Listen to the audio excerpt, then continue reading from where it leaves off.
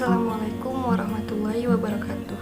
Halo teman-teman semua, saya Wirda Ratu Tamamah, mahasiswa kimia Universitas Negeri Semarang dengan NIM 048. Di sini saya akan membahas tentang fenomena permukaan atau surface fenomena.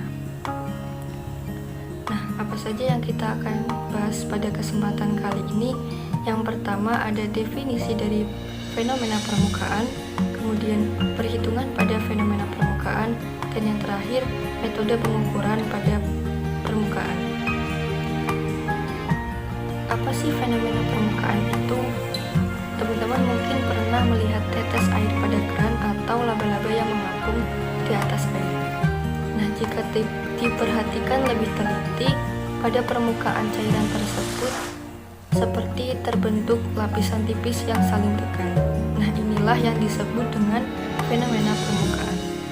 Ada dua jenis fenomena yang terjadi pada permukaan, yaitu tegangan permukaan dan tegangan antarmuka. Bila salah satu fasenya itu gas, maka disebut dengan permukaan. Dan jika batasan antara dua fase yang tidak saling bercampur, misalnya minyak dengan air, maka disebut dengan antarmuka. Nilai tegangan permukaan akan selalu lebih besar dari tegangan antarmuka, karena gaya adhesi antara dua fase yang tidak bercampur lebih besar daripada gaya adhesi yang salah satunya merupakan fase gas. Kemudian perhitungan pada fenomena permukaan. Pada tegangan permukaan berlaku rumus sigma sama dengan Fb per 2L, di mana sigma merupakan tegangan permukaan dengan satuan Daidt per sentimeter. Fb merupakan gaya yang dibutuhkan untuk memecah lapisan film, dan L merupakan panjang benda atau batang dengan satuan meter atau sentimeter. Sehingga energi bebas permukaan pada tegangan permukaan yaitu W sama dengan sigma kali delta A. Kemudian perbedaan tekanan pada antarmuka yang melengkung. Misalnya pada gelembung sabun, adanya tegangan antarmuka pada gelembung menyebabkan gelembung menggarut, sehingga jari-jarinya berkurang menjadi dr.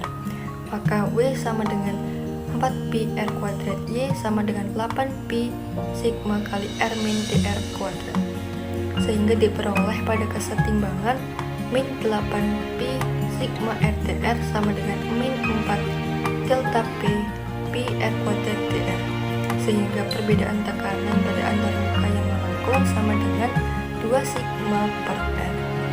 Selanjutnya metode pengukuran pada tegangan permukaan dan antarmuka. Yang pertama, metode kenaikan kapiler. Metode ini hanya dapat digunakan untuk mengukur tegangan permukaan saja.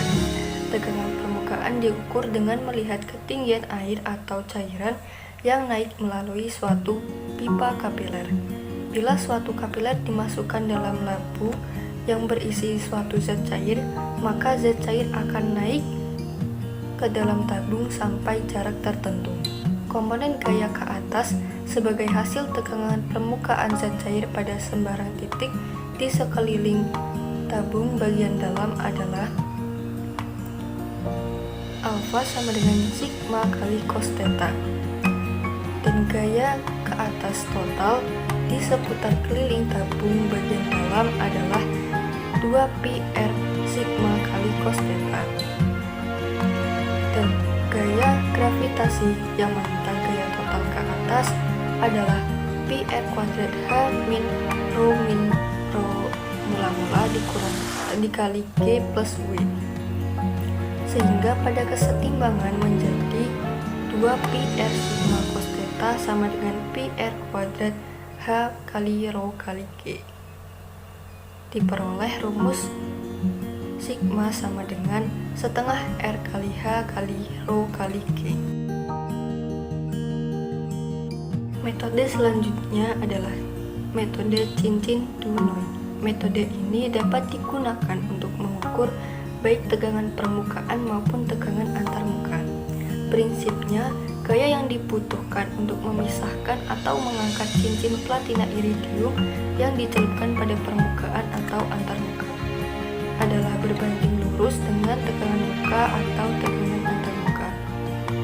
Rumusnya sigma sama dengan skala yang terbaca dalam dibagi 2 dikali keliling cincin dikali faktor koreksi.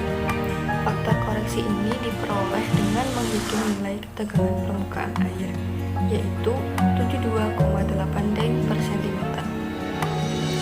Yang ketiga yaitu metode bobot tetes. Alat yang digunakan pada metode ini yaitu stalagnometer.